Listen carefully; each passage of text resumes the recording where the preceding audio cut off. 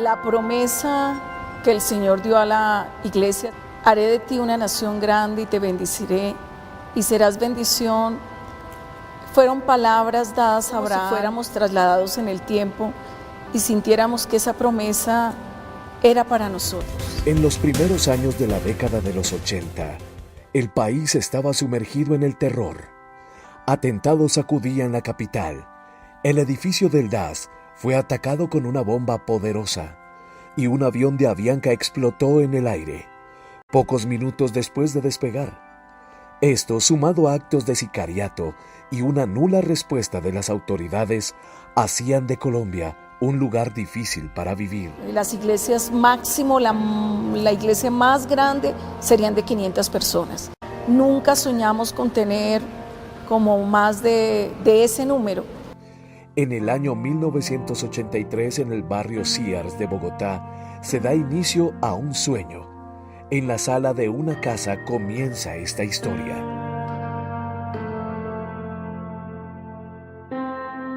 Era simplemente una célula en el barrio Sears, donde vivían los pastores.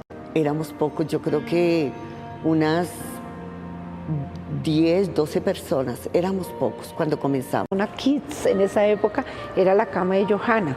Comenzamos muy poquitos y él colocó en las paredes un letrero de 200 personas que le diera el Señor para esa casa.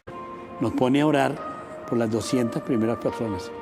Comenzamos a orar, escribimos el número 200 en el baño, en la casa. Soñábamos con esas 200 personas, le dábamos la bienvenida sin existir las personas, orábamos por la silla y se fueron dando las cosas, y en menos del tiempo de la meta que puso el pastor Castellano, llegaron más de las 200 personas. El ver cómo la gente empezó a llegar y ver que ya el lugar se hizo pequeño. Realmente ya no cabíamos en ese lugar, ya pasamos de la sala al patio, del patio al garaje, y ya no era suficiente. Ya después abrimos como 3 reuniones en el día domingo porque era mucha la gente que venía, nos tocó ampliarla.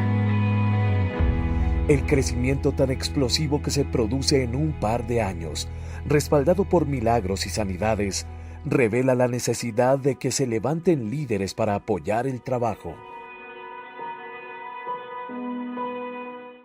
A predicar en los colegios, a predicar en la universidad. Fue un tiempo de siembra.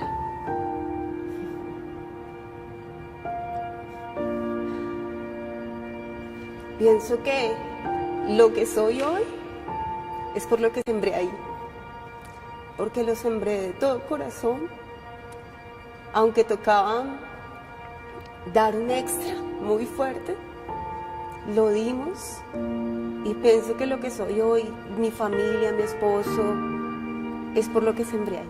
En el 97, cuando César estaba muriendo, yo me acuerdo que yo estaba en el club militar esa noche, y yo decía, ¿cómo en un minuto te cambia la vida? César en cuidados intensivos, sentía que era un día lleno de sol y de pronto vinieron las tinieblas y como que la muerte se iba a llevar a mi esposo.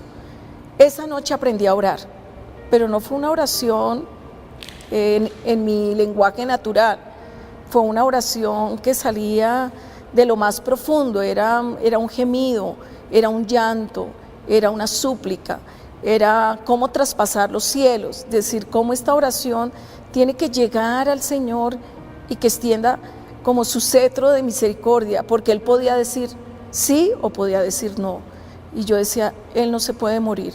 En ese momento César tenía solo 44 años, muy joven, y yo tenía 38 años. Sé que mi esposo va a salir adelante gracias a la solidaridad de todos los colombianos, he sentido el afecto de mis hermanos en la fe. Como iglesia tuvimos un momento muy difícil a nivel de liderazgo, pero pienso que esa prueba afirmó lo que vemos hoy. Hemos podido ver y testificar cómo el poder de la palabra de Dios, cómo el poder de una visión puede transformar hogares, puede transformar vidas, iglesias, y en realidad comenzaron a aparecer grandes iglesias en Colombia. Sé que ahora viene una tercera generación y estamos abriéndole espacios a nuestros hijos y luego a nuestros nietos para que ellos con esto, que valoren mucho lo que Dios nos ha dado. Esta historia sí hay que contarla y es algo que cambia, no solamente cambia una vida, cambia familias y naciones. Por eso es una unción poderosa que si tú la tomas, no solamente tu vida cambiará, sino tu familia y tu nación. Por eso sí hay que contar esta historia.